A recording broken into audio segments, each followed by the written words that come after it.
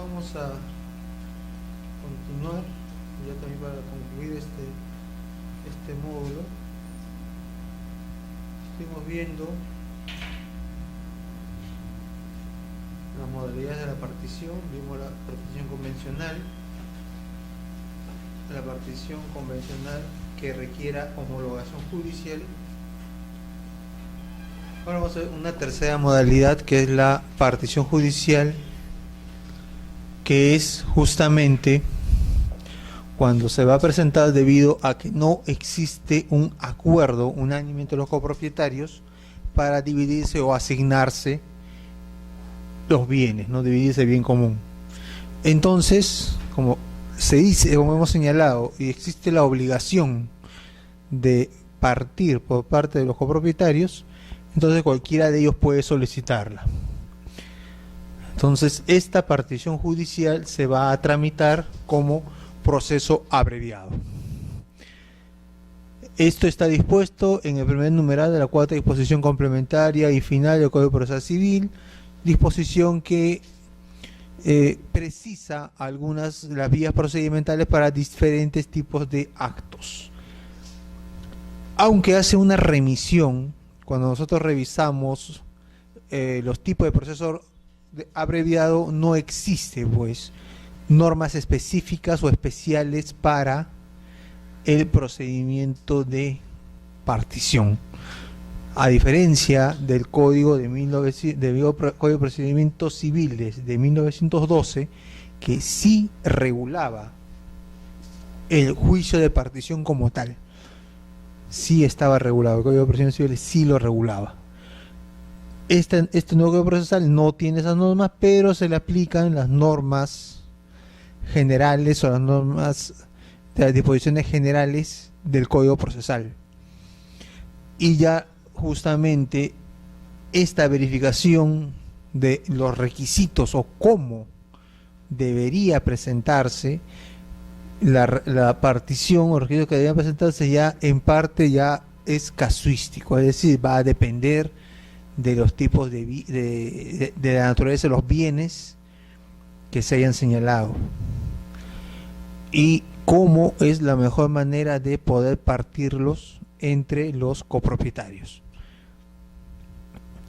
Usualmente en este tipo de procedimientos de partición, lo que va a terminar generalmente es o en la adjudicación del bien a favor de uno de ellos, debido a que el bien es puesto en venta, o que sea adquirido por un tercero y el precio será repartido entre todos los copropietarios, ¿no? Será lo que es la venta forzada. En este supuesto hay que tener en cuenta que en cuanto a los requisitos, al menos se entiende que dos serán esenciales. Primero, lo que viene a ser la valorización de todos los bienes, obviamente una relación de bienes y su valor, o sea, un inventario. Se tiene que llevar a cabo un inventario de los bienes. Y segundo, si se tratan de bienes inmuebles, deberá pues asignarse o señalarse la forma de división de aquellos bienes, ¿no? Si por ejemplo se cuenta, digamos, con un solo bien y este puede a su vez dividirse entre los herederos, entonces entre los copropietarios, entonces tendrá que llevarse a cabo esta propuesta. Tendrá que tenerse en cuenta esta propuesta de división, ¿no? Y obviamente en este supuesto recurriremos pues a las disposiciones que hemos señalado respecto a lo que es la independización de predios, ya sea predios rurales o predios urbanos, o incluso aquellos predios que van a sufrir modificación sin cambio de uso, de rústico o urbano, ¿no? Entonces en este supuesto se tendrá en cuenta esas disposiciones. Claro que existe una diferencia, que cuando la subdivisión o la división tenga que realizarse judicialmente, habíamos señalado que si se trata de la independización de un predio urbano, requerimos de la resolución municipal de subdivisión, ¿no? Se requiere una resolución municipal de subdivisión. Si el trámite es judicial, ello queda de lado. Ese requisito ya queda de lado. Ya no se requiere la resolución de subdivisión, porque el juez es quien va a llevar a cabo in situ la partición del bien. Pero ojo, ello no significa que el juez no vaya a tomar en cuenta las mismas disposiciones o las mismas normas o los mismos criterios que estén contemplados en la ley para la división de los predios. O sea, aún así, lo que va a suceder simplemente es que va a haber una sustitución del órgano encargado de la subdivisión de un predio urbano, que en este caso va a ser el juez, ¿no? El juez es quien va a sustituir. Si se tratase, digamos, de un edificio que constituiría una propiedad horizontal, ¿no? Un régimen de propiedad común, evidentemente allí va a ser necesario que la existencia de un reglamento interno. En ese supuesto, evidentemente el juez deberá homologar un reglamento interno. O sea, no es de que el juez vaya a crear el reglamento interno, sino que tiene que homologarlo, tiene que someterlo a justamente pedido a consideración de los demás condóminos. ¿Por qué? Porque se supone que, como ustedes ya han llevado, cuando ustedes han visto lo que son los regímenes de propiedad exclusiva, de propiedad común y de independización y copropiedad, los estatutos se convierten pues en las pequeñas cartas magnas, pequeñas constituciones que rigen ese predio y que establece pues los derechos y las participaciones que tiene cada propietario o cada usuario de los bienes, ¿no? Entonces, en ese supuesto tiene que ser aprobado el juez. Ahora, si no se llegase a un acuerdo respecto de cómo debería establecerse ese reglamento interno, entonces ese es uno de los supuestos en los cuales consideramos que procedería la venta forzada. Sería ese el caso, porque tampoco pienso que un juez podría independizar los diferentes tipos de unidades inmobiliarias de un edificio, por ejemplo, sin que exista un reglamento interno. El juez podría hacerlo, el juez estaría dentro de su potestad, el juez considera que debería hacerlo, pero generaría ¿qué cosa? Se generaría un caos al interior de ese edificio. Imagínense, nadie sabría cuáles son sus derechos sobre las zonas comunes. ¿Quién se pondría de acuerdo, digamos, para lo que viene a ser la vigilancia del edificio o el cuidado, la limpieza? ¿Quién estaría a cargo del mantenimiento de las zonas comunes?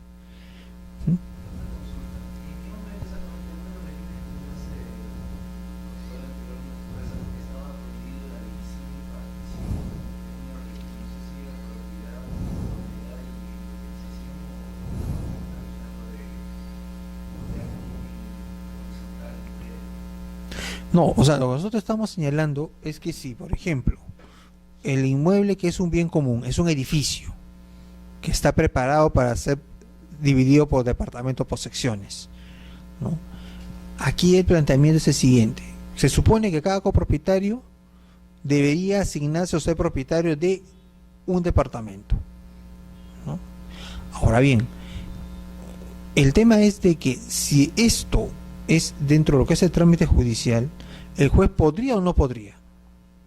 Si hay una propuesta de un reglamento interno y al final las partes consienten con el reglamento interno, se homologa y llegamos a una transacción, evidentemente, entonces estamos ante un reglamento interno, no habría ningún problema. Lo que señalamos es que el juez, consideramos que el juez no puede crear un reglamento interno. Él no podría crearlo.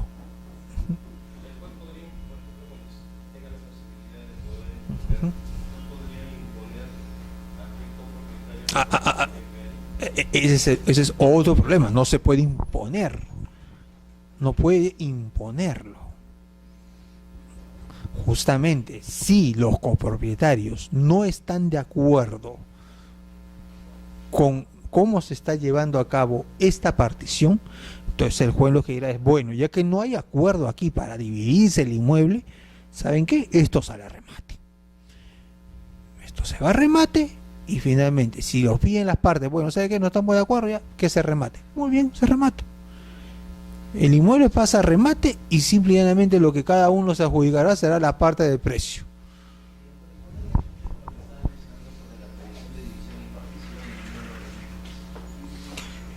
La prohibición existe en la medida en que justamente pues el juez no puede crearlos.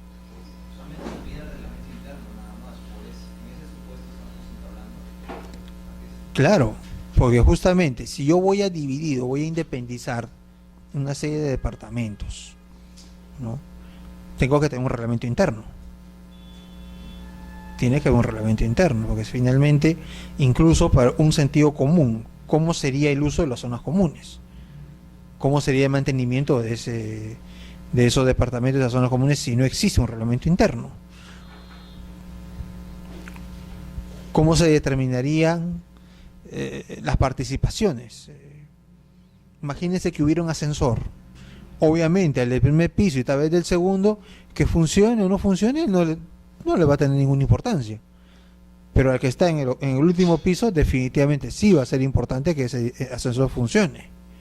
Pero si no existe el régimen, si no existe el reglamento interno que obligue o que señale, mejor dicho, los deberes y obligaciones y los derechos de cada copropietario, entonces simplemente no podría utilizarse, no habría un uso eficiente del bien. ¿No? Ahora, que no haya división y partición también significa de que existe determinado tipo de bienes que no pueden ser sujetos, las unidades exclusivas tampoco pueden someterse a esos regímenes de división y partición. Lo que habría ahí sería tendría que haber ¿qué cosa? Una modificación del reglamento interno. Si yo tengo, por ejemplo, esto viene a ser mi departamento en el último piso de 100 metros cuadrados y yo deseo hacer 4 pequeñas oficinas de 25 metros cuadrados o 20 metros cuadrados o 15 metros cuadrados, dándole una especie de pasadizo para que pueda acceder, yo ya estaría modificando el reglamento interno porque estoy creando nuevas zonas comunes, ¿no? O sea, se estaría creando una nueva zona común. ¿O cómo sería ese tipo de zona común? ¿Vía servidumbre? ¿O cómo podría ser ello? ¿No? O a lo mejor el pasadizo es privativo, ¿no? Y si yo quiero independizar, quiero vender cada una de esas unidades o arrendarlas, y obviamente el arrendatario quiere inscribir su derecho porque obviamente quiere hacerlo oponible, ¿cómo podría hacerlo si no está independizado? Si no se modifica el reglamento interno. Entonces, dentro de ese aspecto tampoco puede haber una división y partición así, sino que tiene que someterse a las disposiciones del régimen, ¿no? O sea, tiene que haber ese sometimiento. O sea, aquí lo que tenemos que dar cuenta es que hay determinados bienes que tendrían que estar sometidos a un régimen, pero si no se va a dar esa posibilidad de régimen, entonces tendría que ser objeto de una venta judicial.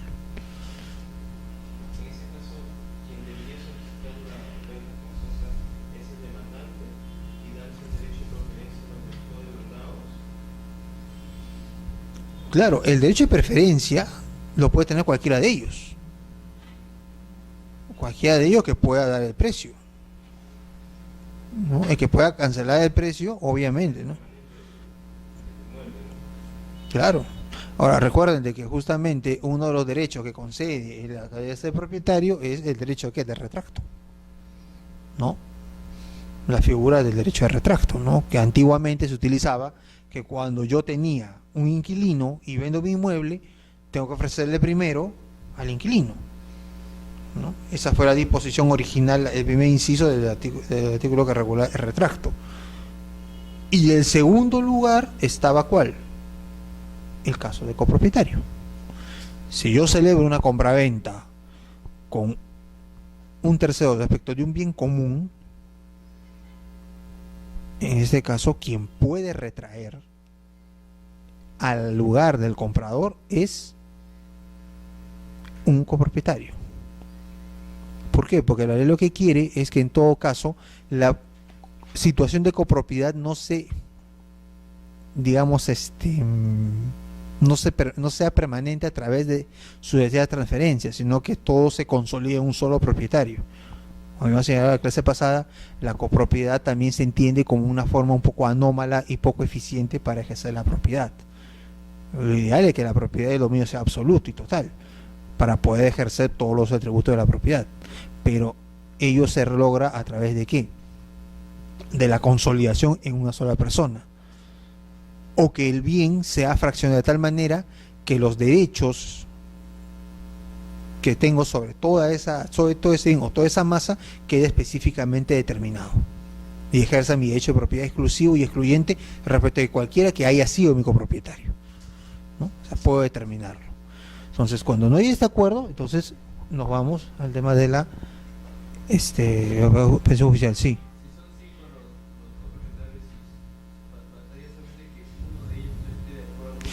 Tiene que ser unánime. El acuerdo es unánime. Es unánime. Si no hay unanimidad, no puede haber partición convencional. Así sea uno solo, así sea el propietario del 0.0001%. Así se diga, me opongo, no puede haber nada. Se hace remate. Por ejemplo, esto me da caso de una anécdota. En cierto momento se llevó a cabo en un distrito de Lima un proyecto de urbanización, un complejo habitacional bastante grande. ¿Qué sucedió? Que este complejo se inscribió con determinadas normas y dentro de las normas se permitía pues que pudiera haber transferencias. Entonces aquí hubo pues una gran cantidad de partidas independizadas, se dieron las partidas y la inmobiliaria lo que dijo es, bueno, ¿saben qué? Voy a mejor empezar de nuevo, voy a cerrar todas las partidas y parto de cero. Y vamos. Entonces ya, el registrador que estuvo a cargo, bueno, tenía que hacer el cierre de las partidas registrales, reagrupar todo, reacumularlo todo prácticamente, pero se dio con una sorpresa. Un lotecito había sido vendido. Señores inmobiliarios, no pueden ustedes hacer nada, porque acá hay uno que es propietario. De todos estos, digamos, 5.000 lotes que tú tienes, uno no es tuyo. Ya no puedes reacumularlo, no puedes juntarlo todo. Nos lamentamos mucho. Obviamente esa persona prácticamente se sacó la tinca, porque el proyecto ya estaba avanzando. Convénzalo a esa persona que venda. Sin quererlo, una posición netamente privilegiada para negociar. O sea, si yo no firmo, tú no haces nada. ¿Cuánto es el proyecto? ¿Cuánto vale mi lote ahora? Mi lote ahora vale, y vale bastante. ¿Cuánto vale mi lote? Y eso fue una anécdota, porque después de 2 años se pudo hacer la transferencia y el proyecto avanzó. Concluyó el proyecto, pero la negociación, ¿cuánto tiempo habrá durado con esta persona para que pueda acceder a vender su lote? ¿Cuánto ha vendido? No lo sabemos, ¿no? O sea, como le digo, eso fue como sacarse la tinga, algo así. Pero la copropiedad justamente tiene, que lo que queremos aquí, obviamente no es muy relacionado, pero queremos poner justamente la importancia de que todos estén de acuerdo. Si uno no está de acuerdo, ya no se pasa nada, tiene que ser judicial. Ahora, ¿cómo se lleva a cabo el trámite? Casuístico. Porque no hay reglas específicas. No hay reglas específicas. Entonces tendrá que tomarse prestadito algunas disposiciones de otros procesos abreviados, tales como el pedido de un inventario valorizado, documentación técnica si es que se trata de inmuebles, formas de cómo llevar a cabo determinadas pericias, ¿no? Entonces es una situación un poco más casuística, más personalizada, por así decirlo, en las circunstancias. Sí.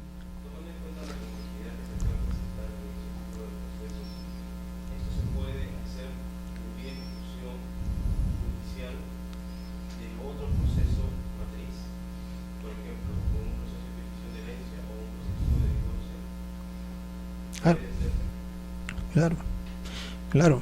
Justamente vamos a ver un poquito más sobre el tema. El tema es de que, claro, esto puede ser también, la partición puede ser consecuencia justamente también de otra situación, ¿no?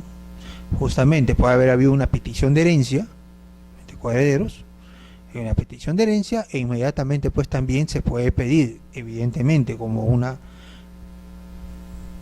pretensión, ¿no?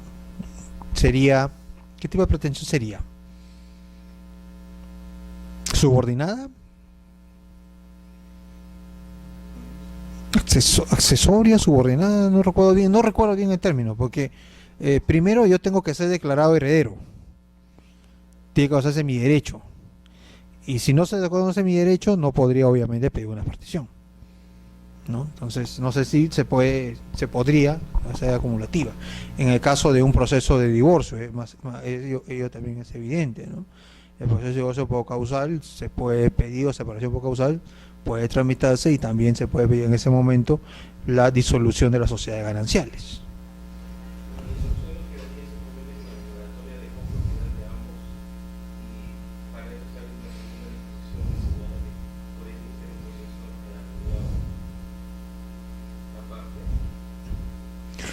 Claro,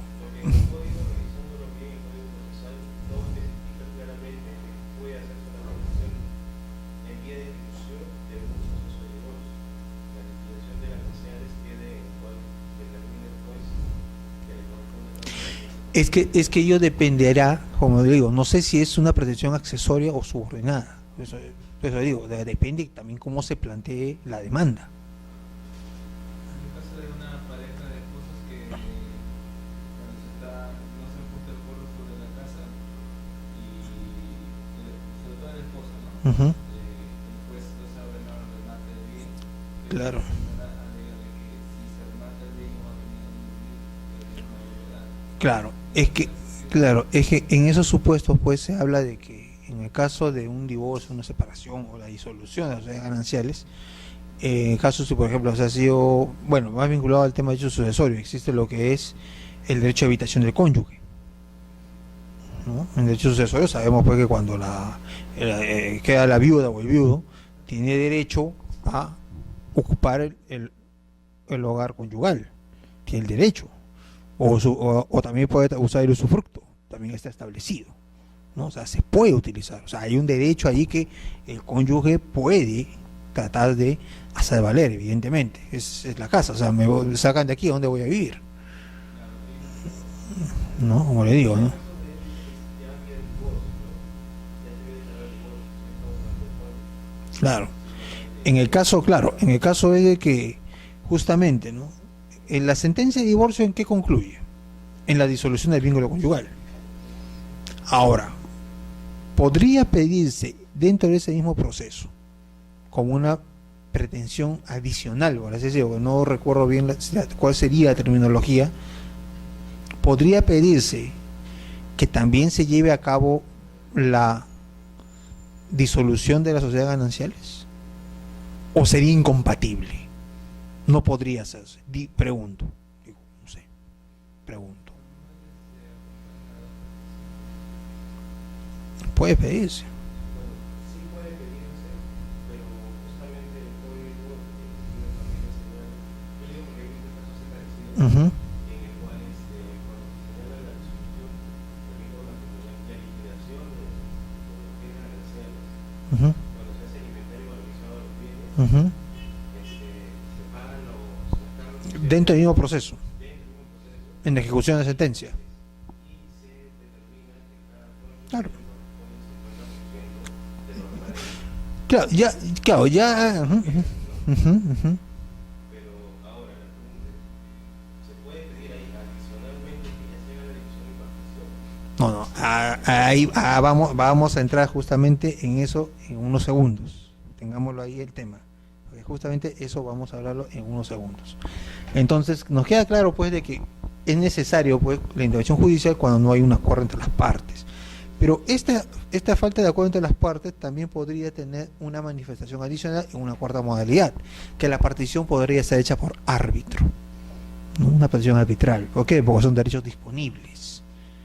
¿Podrían las partes o los copropietarios, en lugar de ir al Poder Judicial, celebrar ellos y decir, ¿saben qué? Vamos a celebrar mejor un convenio arbitral en la cual nuestro acuerdo sea de que sea un árbitro quien vaya a decidir sobre cómo debemos partirnos este inmueble, cómo podemos llegar a un acuerdo entre las partes? Aquí evidentemente la obligación de ir de arbitraje sabemos que tiene que estar pactada, establecida, ¿no? El artículo 10 del decreto legislativo 1071, que norma justamente el arbitraje, nos trae pues las diferentes formas y modalidades en las cuales el convenio arbitral puede presentarse, ¿no? Como parte de un contrato independiente, un acuerdo verbal, por teléfono, email, cualquier medio se puede pactar que nos sometemos a pacto arbitral. Claro, lo interesante sería ver si es que en algún testamento el testador dispusiera que la partición se haga por árbitro. Sería interesante, no lo he visto, pero teóricamente la pregunta queda: ¿qué pasa si el testador dice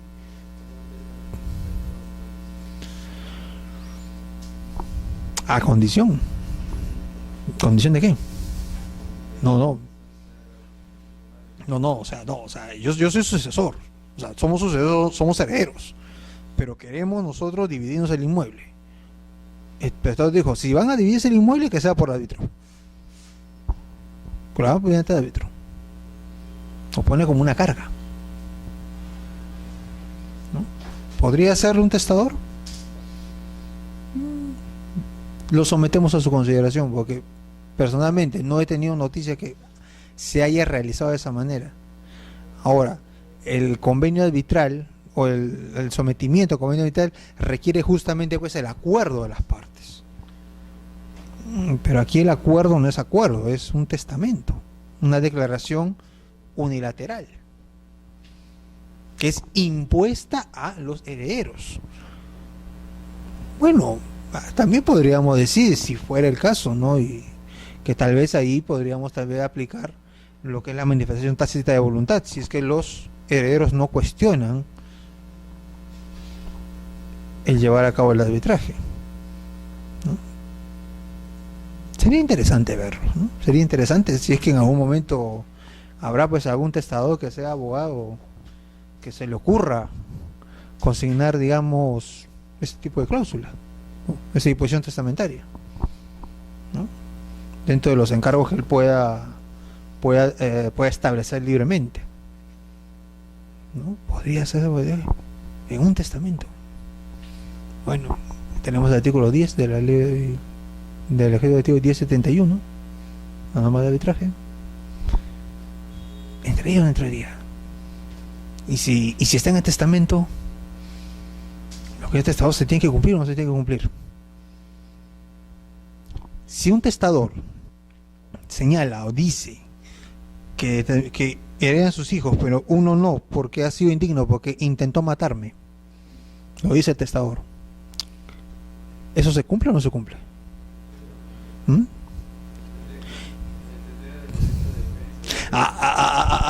Usted lo ha dicho, tiene derecho de defensa, o sea, en principio sí se cumple, salvo que se ejerza justamente el derecho de defensa y que diga, no, eso no fue así, ¿no?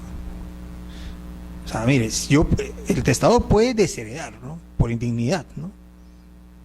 Desheredar por indigno, intentó matarme.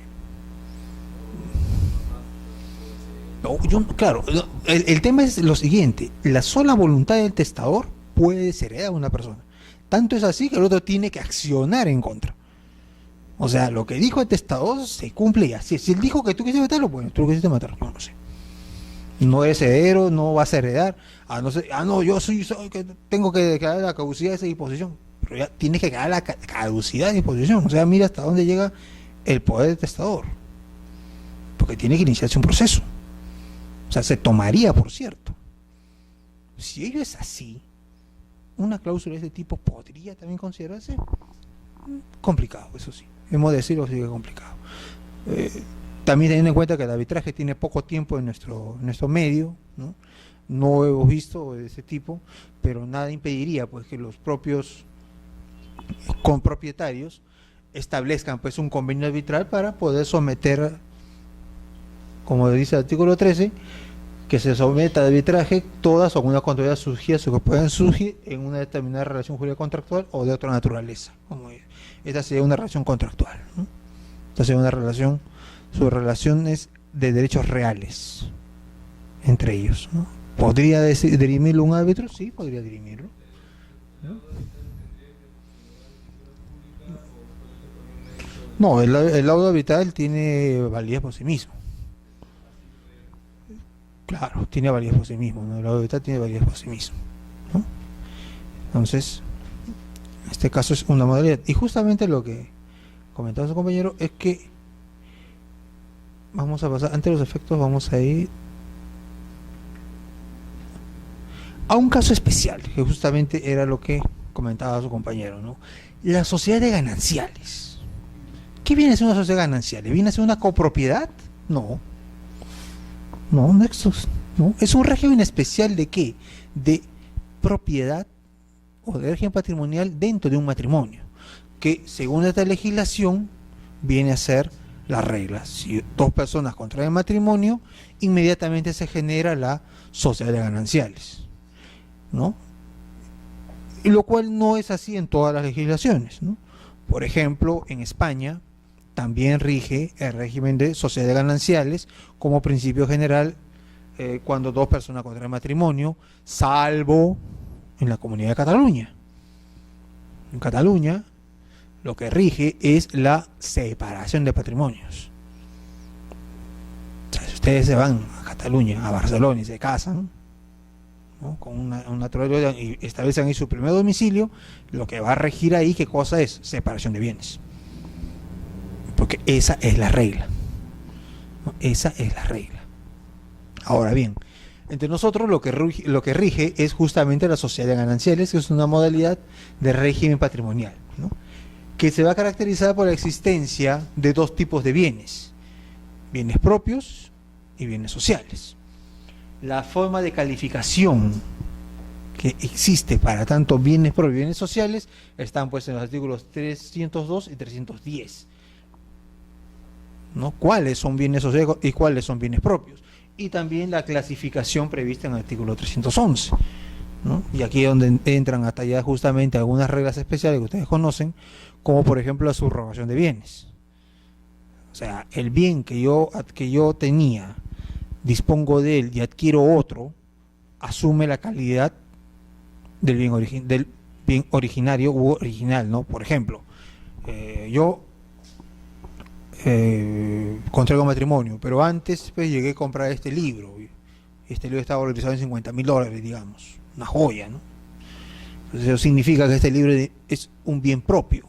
Si yo vendo este libro y me compro un auto, ¿el auto que yo adquiera será bien social o bien propio? Es bien propio. Claro, ¿por qué? Porque estoy, ¿qué? Subrogándolo. Subrogo su valor de este bien por otro y mantiene su calidad, ¿no? Por ejemplo, esas son las reglas básicas que se establecen. Y cuando existe pues lo que es ya el fenecimiento de la sociedad de gananciales, estamos regulándolos ya por las causales que están previstas en el artículo 318, por fallecimiento de uno de los cónyuges, por la sustitución del régimen de sociedad de gananciales, por el de separación de patrimonios, ¿no? Entonces esas causales son las que están ya previstas en la norma. Y bueno, pues cuando ha fenecido la sociedad de gananciales se abre pues una especie de división y partición, ¿no? Una suerte, algo parecido. No es igual, evidentemente no es igual, porque tiene situaciones diferentes debido a ¿qué? Al tipo de comunidad que se ha creado. Nosotros cuando habíamos señalado, cuando hablamos en la primera clase, dijimos que nuestro régimen legal de copropiedad se adscribe a lo que es la comunidad romana, ¿no? Pero esa comunidad, esas reglas no se aplican pues a la sociedad de gananciales, que tiene un matiz totalmente distinto. el cual no es pues una explotación económica, sino es que la preservación de la familia. El régimen patrimonial está regulado, ¿por qué? Porque está orientado a la supervivencia de la familia. Entonces, por ello existe una regulación, y sobre todo por las reglas y la situación especial que se genera entre los cónyuges. Porque entre los cónyuges evidentemente no hay ningún parentesco, ¿no? El cónyuge no es pariente, el cónyuge es cónyuge, nada más. Y ello también implica todo un as o una situación jurídica especial, tan especial que si nosotros revisamos el artículo 816 del Código Civil y vemos los órdenes sucesorios, tenemos pues que en el primer rango están ¿quiénes? Herederos, los hijos. En segundo rango están ¿quiénes? Los padres. En tercer rango están el cónyuge. Y el cónyuge puede concurrir con padres o con hijos. Puede concurrir. Después, en el cuarto orden están pues los tíos, los hermanos y así sucesivamente. El cónyuge está en una situación tal de que no es primero ni segundo, pero puede entrar a concurrir con ellos. Y los que están detrás de él no pueden concurrir con él. Los excluye totalmente. Pero los que están en primer y segundo rango no pueden excluir al cónyuge. Yo como cónyuge excluyo a los primos, a los hermanos, a los sobrinos, los excluyo. Yo heredo a mi cónyuge, a mi esposa, yo le heredo. Pero si tengo hijos o no tengo hijos y hay padres, bueno, pues ellos no me pueden excluir a mí, yo concurro con ellos. Una situación muy privilegiada, muy favorecida, justamente por criterios pues históricos, sociológicos, antropológicos, ¿no? Que le dan al cónyuge una situación especial. Por ello de que también cuando se habla de régimen patrimonial no es tampoco una división y partición ordinaria, sino consideramos, y eso sí es nuestro parecer, que constituye una forma especial de dividir y partir bienes. En este caso, las normas sí están bien establecidas. ¿Cuál es? Justamente la formación del inventario valorizado de todos los bienes, que deben ser hecho por documento privado con forma legalizada, si ambos cónyuges están de acuerdo, o sus herederos. En caso contrario, tendrá que hacerse un inventario judicial. En el inventario, pues, ya se realizará el pago de ¿qué? De obligaciones sociales y las cargas. Entendiendo de ellas, pues, lo que vienen a ser los gastos, si es que ha habido fallecimiento de uno de los cónyuges, los gastos de sepelio, o también lo que son cargas son los de lo que corresponda a alimentación, vestido, educación. Y después de ello se va a reintegrar los bienes que son propios que queden a los cónyuges. Y después de todo eso, si es que ha sobrado algo, eso ya son los gananciales. Los gananciales es después que se han pagado, ¿qué? Tenemos el inventario, se pagan las deudas y se reintegran los bienes propios a cada cónyuge. Si sobra algún tipo de patrimonio, esos son los gananciales. Esos son ya los gananciales y se dividen por mitad entre cónyuges o herederos. Aquí las reglas son claras, pero como pueden ver, están establecidas de tal manera que existan determinadas obligaciones que son sociales, obligaciones de la sociedad conyugal o de manutención de la sociedad conyugal, que tienen que ser pagadas antes de reintegrar los bienes propios. Esta situación obviamente no se da en la copropiedad, no se presenta en la copropiedad, pero sí es una forma, consideramos, de extinguir una comunidad que tiene un interés patrimonial, ¿no? Entonces, ese es el caso que nosotros consideramos que es un caso especial.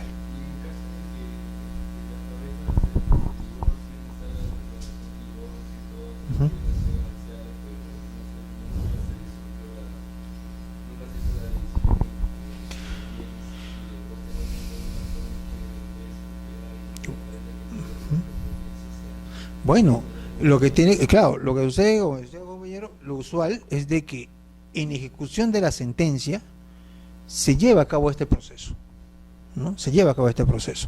Es más, puede ser de que ya las adjudicaciones de bienes, y si se trata de bienes registrados, puedan ya ser determinadas y detalladas, y ello ya se convierte en un título inscribible, porque ha habido un proceso y ha habido una adjudicación por parte del órgano jurisdiccional. que ha habido pues todo un procedimiento. ¿Por qué? Porque ha habido ¿qué? Un inventario valorizado, ha habido ¿qué? El pago de las deudas y obligaciones, ha habido ¿qué? La determinación del remanente. Y eso ha estado bajo control de quién, del órgano jurisdiccional. Y recuerden también porque toda inscripción se realiza en función de qué, instrumento público, en este caso una sentencia, ¿no? Puede darse caso, se puede dar el caso, así también como puede darse el caso, y no es tampoco extraño cuando en estas situaciones los cónyuges acuerdan, por ejemplo, que determinados bienes sean entregados o correspondan a los hijos vía adjudicación, anticipo de legítima o cualquier otro tipo de título. En ese supuesto, la sentencia no es suficiente. En ese supuesto, la sentencia no es suficiente. Se requiere que haya pues una escritura pública que formalice ese mandato. Ahora ustedes me preguntarán ¿por qué? Si el juez ya dijo que ese inmueble o ese bien que está a nombre de los padres tiene que pasar a los hijos, digamos, adjudicándosele. ¿Por qué tendría que serlo? Y la respuesta viene a ser parecida cuando yo les puedo decir es ¿por qué la donación es un contrato? ¿Por qué la donación es un contrato? En la donación hay prestaciones recíprocas. Es un contrato de prestación unilateral. Hay una persona que su patrimonio decrece y hay otra que acrece, ¿no? Pero ¿por qué es un contrato? En Estados Unidos, por ejemplo, la donación no es un contrato. Y al no ser un contrato, no merece protección del Estado. No lo merece. Una donación, no. El Estado no. Estados Unidos no. No hay causa. Y la causa en el sistema anglosajón, ¿cuál es? Equivalencia de prestaciones, equivalencia económica. Que existe un equilibrio económico. Si yo voy a dar algo, tengo que recibir algo, pero tiene que haber un equilibrio, ese equilibrio se tiene que mantener. Pero si aquí yo doy algo y yo no recibo nada, entonces bueno, ese asunto es tuyo, yo no tengo por qué meterme. Ni para el que pide ni para el que da, yo no lo sé. Pero ¿por qué la donación en estos medios sí es un contrato? La donación es un contrato porque dentro del sistema del civil law, que somos nosotros, el sistema de derecho continental, no puede haber atribuciones patrimoniales o traslado de titularidades sin que el receptor, el beneficiario, dé su consentimiento. A nadie se le puede obligar a recibir un bien. A nadie. Tiene que dar su consentimiento. Tiene derecho a lo que señala la Constitución, artículo 62, artículo 2, artículo 14, libertad contractual, libertad de contratación. Es de que yo puedo atribuírselo, incluso en la herencia. En la herencia, como ustedes bien saben, en el derecho sucesorio, existe pues la figura de la aceptación de la herencia.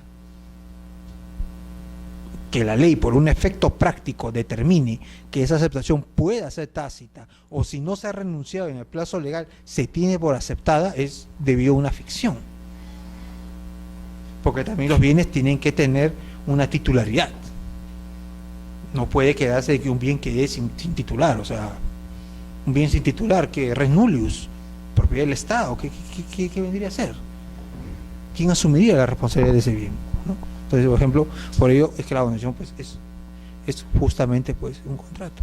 Y por eso es de que en estos supuestos en los cuales en una sentencia de divorcio, de separación de cuerpos, se determine que determinados bienes pasen a los hijos, requerirá pues de que exista pues una escritura pública que formalice esa decisión. Pero requiere que se juegue. ¿Por qué? Porque hay alguien que no ha intervenido. Obviamente los hijos no intervienen en el proceso de divorcio. No son parte de. En el caso de los padres sí se les puede juzgar. ¿Por qué? Porque son parte del divorcio. O sea, ellos han manifestado su voluntad, han tenido oportunidad de ¿qué? De oponerse a la sentencia, de interponer recursos de apelación, casación. Pueden haber utilizado medios impugnatorios si no están de acuerdo. En cambio el menor no ha intervenido en ningún momento en ese proceso. Entonces, por ello es que el menor, en esos supuestos se requiere pues que se haga una escritura pública de anticipo ilegítima, y la sentencia en ese caso concreto es insuficiente, ¿no? O sea, ese sería el supuesto, ¿no? Sí.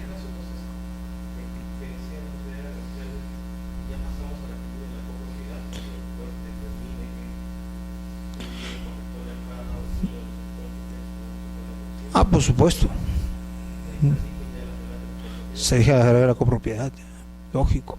Y allí sí, es que lo que sucede es que si el juez ha determinado que los bienes pertenecen 50% a cada cónyuge, evidentemente ya nos olvidamos de todo esto. Este régimen ya no existe. Empezamos con ¿qué? De cero con la copropiedad. Y empezamos de cero. Y cualquiera de ellos podrá pedir la división y partición. Pero ya es porque es un escenario distinto. Ya los bienes han cambiado. Ya no son gananciales. Ahora son bienes propios. No, no, ya tendría que ser otro proceso. No, eso ya es otro proceso.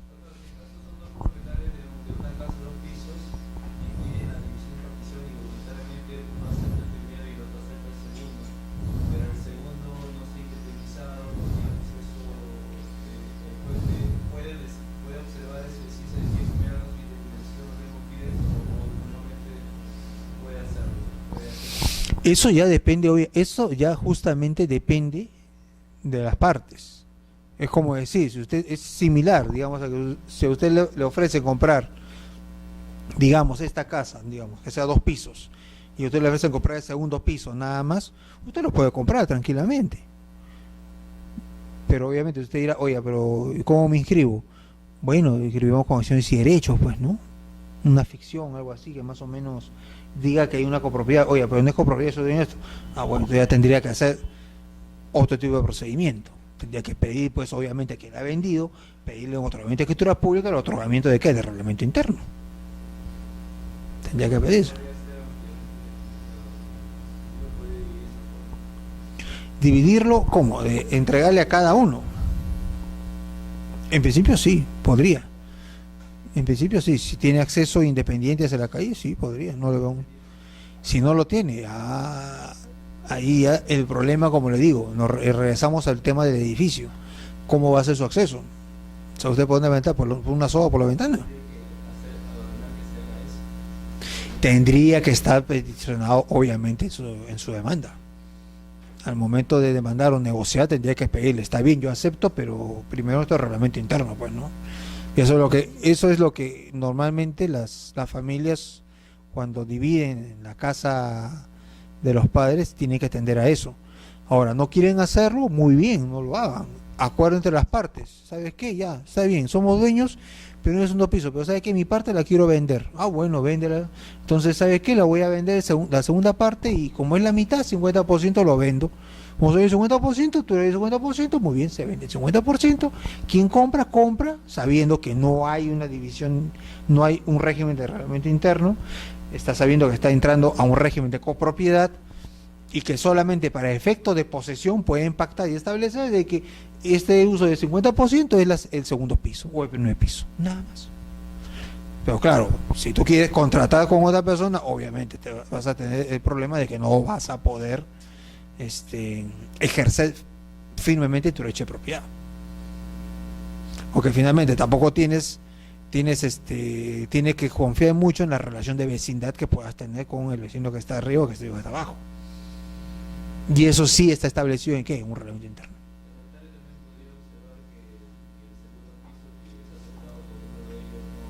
No, eso ya, como le digo, eso ya dependerá de cada, eso es un caso concreto. Entonces eso depende de cómo se presenten o cómo se solicite o cómo quieras negociar con tu copropietario, o si vas a presentar tu demanda, cómo tienes que presentar tu demanda, ¿no? Lo más completa posible, obviamente, pero ya depende de cómo quieres negociar o cómo vas a demandar, ¿no? Eso ya tiene sus bemoles, ¿no? Eso ya tiene sus bemoles. Y vamos a hacer un pequeño retroceso y vamos a ver cuáles son los efectos que tiene lo que es la partición. El objetivo principal, pues, es dar fin a la copropiedad, ¿no?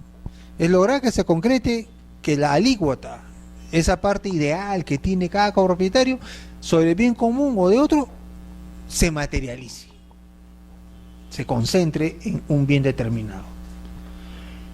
Esta división pues puede tener pues una división física, en el sentido de que exista un reparto material del bien o de los bienes comunes entre todos los copropietarios. Por ejemplo, si todos son copropietarios de este predio y podemos dividirlo en 4 partes y cada uno asignarse, pues simplemente nuestra derecho de copropiedad sobre todo se centraliza en cada unidad o en cada bien o en cada grupo de bienes conforme nosotros hayamos decidido. A uno le puede tocar este bien, a otro le puede tocar, digamos, acciones, cuentas corrientes, joyas, otro tipo de bienes. Depende cómo se quieran distribuir los bienes, ¿no? Y cómo acepte cada uno los bienes que le van a asignar, ¿no? Entonces, esta división física, estas posiciones físicas, se entiende que no necesariamente sean homogéneas, no necesariamente sean homogéneas, pero es posible que existan prestaciones compensatorias. En la clase pasada decíamos, ¿qué pasa si, digamos, nuestro causante compró el mejor caballo corredor que tiene Pizarro, ¿no? Un caballo pura sangre? No lo vamos a dividir, pues, ¿no? Es imposible, nadie podría dividir el caballo, ¿no? Pero puede adjudicarse a uno de los copropietarios, sí, pero este obviamente tendrá que compensar a los demás, ¿no? Para que se mantenga, ¿qué? La igualdad entre los derechos que cada uno tiene, ¿no? Que se mantenga la homogeneidad, salvo que exista renuncia. Por ello es de que cuando hay estos contratos de división y partición, una cláusula de estilo es de que los copropietarios pues renuncian a cualquier tipo de acción si es que hubiera alguna diferencia de más o de menos entre las cuotas que a cada uno corresponde y que por el momento no advierten, ¿no? O sea, renuncian a demandarse mutuamente si es que al final ven de que las cuotas no han sido iguales o existen diferencias o existen, digamos, existe un desequilibrio, ¿no? Y esta desigualdad podría generar algún tipo de conflicto, entonces ellos simplemente renuncian ya a interponer cualquier tipo de acción, ¿no? Entonces, ese sería el supuesto, ¿no? En el cual ellos pues pueden establecer prestaciones homogéneas, pero aún así puede que la homogeneidad no se logre, ¿no? Puede ser que no se logre en ese momento. Imagínense, se puede dividir un inmueble y digamos pues al final, digamos, puede ser de que a los dos primeros, digamos a dos copropietarios ha tocado los inmuebles que están hacia la parte de calle y los otros dos están hacia la parte interna del inmueble, o sea, no va a tener un acceso directo. Entonces ellos dos pueden decir, caramba, yo hubiese querido estar en la calle, ¿por qué? Porque puedo tener un negocio, puedo tener una tienda, o puedo tener mayor facilidad para acceso. Bueno, puede ser un detrimento, ¿no? Entonces, bueno, me compensa, ¿no? Pero ¿qué pasaría si se da una situación inversa? Digamos, el vecino que está en el respaldo quiere realizar un proyecto inmobiliario y justo necesita nuestra parte, pues porque con esa parte nuestra que nos tocó al fondo, con eso completa el área que la municipalidad le exige para poder llevar a cabo su procedimiento. Situación, me saqué la tinga, porque para que ese proyecto se lleve a cabo necesitas comprar mi parte, no el de adelante no te interesa, te interesa el mío. Nadie lo sabe, nadie sabe si las prestaciones van a ser homogéneas, nadie sabe si finalmente, como se diría o como podría sonar, digamos, a broma, ¿qué pasa si en el predio tuyo está el tesoro enterrado? Fue tu suerte, no se sabe. Las cosas pueden variar o no, y puede que las prestaciones en el fondo no puedan ser de todo homogéneas. Y justamente, claro, exageramos solamente para los casos del ejemplo, ¿no? Pero el asunto es de que siempre se debe procurar que las prestaciones sean homogéneas. Si no son homogéneas, se establecerán prestaciones. Pero aún con esas prestaciones complementarias puede que esa homogeneidad no se presente. Puede ser. Entonces siempre, pues como les repito, una cláusula de estilo es justamente esa renuncia, que si hay diferencias de más o de menos, bueno, las partes renuncian a demandarse mutuamente entre ellas, ¿no? Se renuncia. O sea, por ahora estamos homogéneos. Mañana no sabemos qué pueda suceder. No se sabe. Sí. Claro que eso es increíble, plenamente increíble. Y vamos a verlo un poquito más, porque ese temita sí me parece que va a ser muy interesante para ustedes. Ahora, en el caso solamente de la división jurídica, se da en los supuestos de la venta de los bienes, ¿no? Y los copropietarios lo que van a hacer es distribuirse el dinero obtenido, ¿no? En este caso, pues la división física se sustituye por el equivalente económico. O sea, de aquí paso acá. O sea, no puede haber un reparto físico, bueno, pues nos repartimos el dinero, ¿no? Los principales efectos en este caso. Un poquito de jurisprudencia antes de entrar a la indivisión. Señala aquí que se procede a la división y partición del inmueble como forma de herencia, puesto procede la división y partición del inmueble como forma de herencia, pues no se ha acreditado como medio idóneo alguno la supuesta voluntad del causante de no proceder a la partición declarada, y son los herederos los únicos que deben pactar la indivisión total o parcial de la herencia. ¿Qué señala aquí? Que justamente el testador puede establecer la indivisión. La indivisión puede ser establecida por el testador. En un testamento, el testador puede decir tranquilamente, ¿sabe qué? Yo dispongo que esta casa o este edificio o todo el conjunto de bienes se mantenga indiviso hasta que fallezca mi esposa, y a favor de ella constituye además para asegurar un usufructo sobre todos los bienes.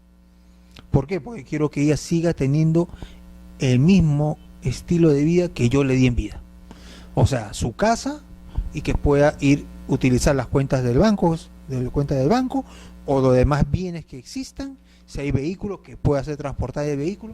O sea, yo no quiero que se viva, quiero que mi esposa tenga la misma condición con la cual yo viví con ella, y quiero que sea hasta el fin de sus días. Entonces, ¿qué hago para asegurarme? Usufructo sobre todos los bienes y además indivisión.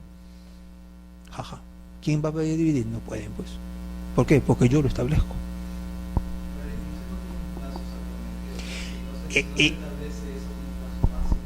Ese es justamente el convencional, pero justamente el problema es qué pasa cuando es dispuesto en testamento. Llegamos a un tema similar al que plantea la posibilidad de arbitraje, solo que este caso es más cercano. El testador podría establecer no solo el usufructo, sino también la indivisión a favor de la cónyuge, ¿sí? Es una carga de la herencia, sí, es una carga de la herencia. Es una obligación que deben respetar los ¿cómo se llama? Los herederos. Sí, pues, tienen que respetar. Evidentemente, si pacta ello, lo hace sin saber si la esposa vivió a los 4 años, puede que viva 10 años más. En ese caso ya solamente podría llevarse a cabo si es que la cónyuge evidentemente renuncia o está de acuerdo con la partición, pues sería la beneficiaria.